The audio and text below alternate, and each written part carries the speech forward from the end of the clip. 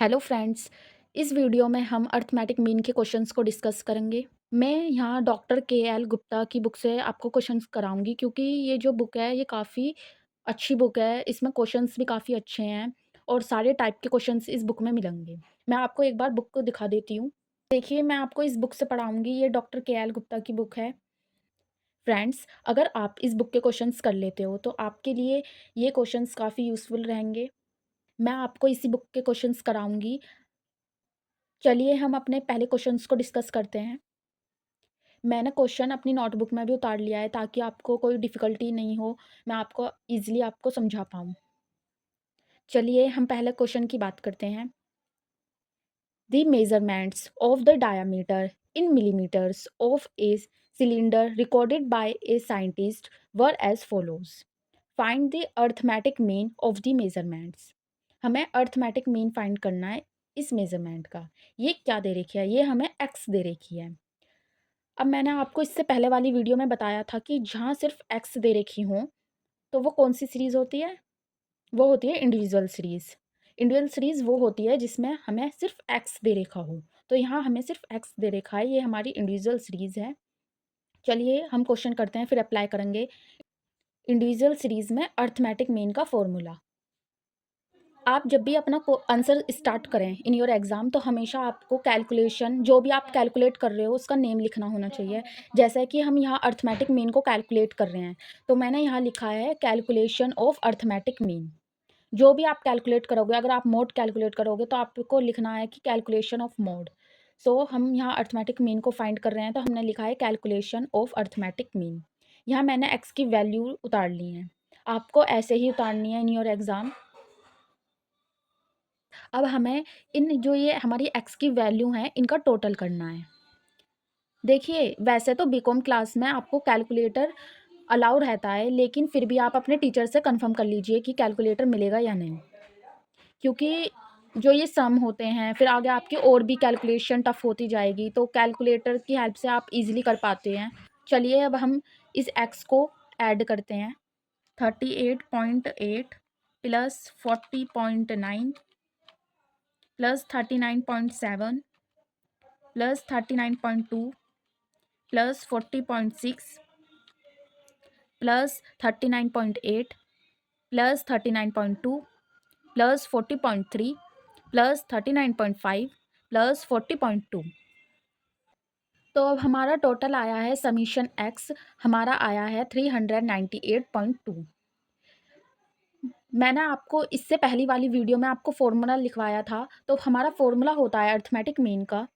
Direct method से भी question solve होता है, शॉर्टकट मेथड से भी। अगर आपको क्वेश्चन में दे रखा हो कि आपको अर्थमेटिक मीन फाइंड करना है डायरेक्ट मेथड से या फिर शॉर्टकट मेथड से, तो आपको वो ही अप्लाई करना है। बट इस क्वेश्चन में आपको कुछ नहीं बता रखा, तो आप चाहे डायरेक्ट मेथड यूज़ कर लीजिए चाहे शॉर्टकट मेथड यूज़ कर लीजिए, लेकिन मैं आपको इस क्वेश्चन में दोनों मेथड का यूज़ करना सिखाऊंगी।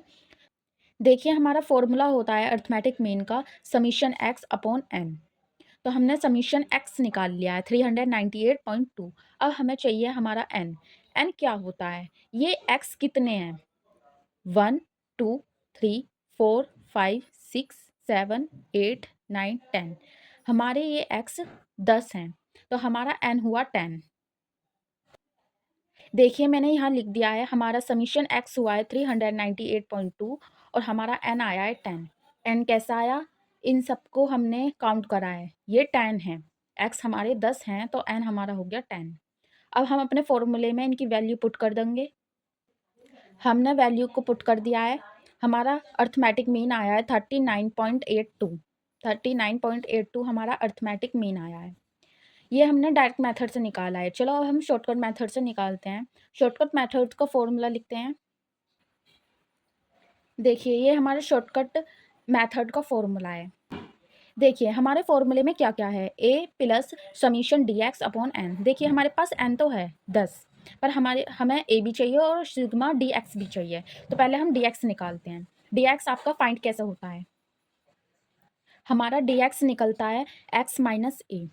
एक्स में से ए को माइनस करें। अब ए क्या है? ए होता है एज्यूम्ड मीन। आप इसमें से कोई भी एक वैल्यू को ए मान लीजिए, कोई भी वैल्यू को आप ए मान लीजिए, आंसर सेम ही आता है। हमने 40.6 को ए मान लिया, एज्यूम्ड मीन मान लिया। देखिए हमने अपना ए 40.6 माना है, हमारा dx का फॉर्मूला होता है x माइनस ए, तो हमने x में से a को माइनस करा, 38.8 को हमने 40.6 से माइनस करा, तो आपकी वैल्यू -1.8 आई है। सेम 40.9 को हम 40.6 से माइनस करेंगे तो आपकी वैल्यू प्लस में आई है 0.3। 39.7 माइनस 40.6 माइनस 0.9, 39.2 माइनस 40.6 माइनस 1.4। 40.6 में से अगर हम 40.6 माइनस करेंगे तो 0 आएगा। 39.8 में से 40.6 माइनस करेंगे तो माइनस 0.8 आता है। 39.2 में से हम 40.6 माइनस करेंगे तो माइनस 1.4 आता है। 40.3 में से 40.6 माइनस करेंगे तो माइनस 0.3। 39.5 में से 40.6 माइनस करेंगे तो माइनस 1.1। 40.2 में से 40.6 माइनस करेंगे तो माइनस 0.4। अब हमें dx की वैल्यू पता चल गई है, अब इसे ऐड कर लीजिए। तो हम ऐड करने पर आया है हमारा समीशन dx -7.8। हमारा वैसे तो हमारा क्वेश्चन कंप्लीट हो गया था, हमारा अर्थमेटिक का आंसर आ गया है, लेकिन हमें शॉर्टकट मेथड भी सीखना था, तो इसलिए हमें शॉर्टकट मेथड में हमें dx की ज़रूरत होती है, इसलिए हमने dx फाइंड करा है। बट आपको एग्जामिनेशन में ऐसा नहीं करना है। अगर आपको बोला है कि शॉर्टकट मेथड से निकालना है तो आपको dx बनाना है, वरना तो आप डायरेक्ट मेथड से फाइंड कर सकते हैं। चलिए हमारे पास dx आ चुका है, अब हम अपने फॉर्मूले में पुट कर देते हैं।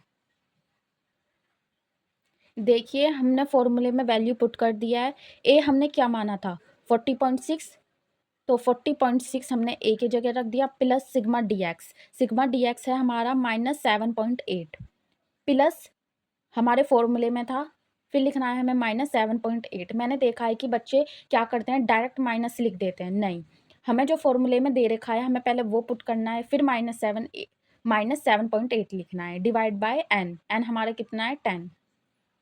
हमने -7.8 को डिवाइड करी 10 से तो आया -0.78, तो 40.6 माइनस 0.78 हमारा अर्थमेटिक मीन आ गया 39.82। देखिए शॉर्टकट मेथड हो चाहे डायरेक्ट मेथड हो, आपका आंसर सेम ही आएगा। तो फ्रेंड्स ये था हमारा फर्स्ट क्वेश्चन। ये वीडियो थोड़ी लॉन्ग हो सकती है, बट मैंने आपको काफ़ी अच्छे से समझाया है, इसलिए थोड़ी लॉन्ग हो चुकी है। एक ही क्वेश्चन करा रही हूँ इस वीडियो में। मैं कोशिश करूँगी कि नेक्स्ट वीडियो में आपको मैं 2 या 3 क्वेश्चन करा दूँ, बिकॉज़ आपका सिलेबस काफ़ी ज़्यादा है। मैं आपको ऐसे ही सारे क्वेश्चन कराऊँगी इस बुक के। फ्रेंड्स मेरी वीडियो अगर आपको अच्छी लगी हो तो please like my video, subscribe my channel. So thank you for watching my video.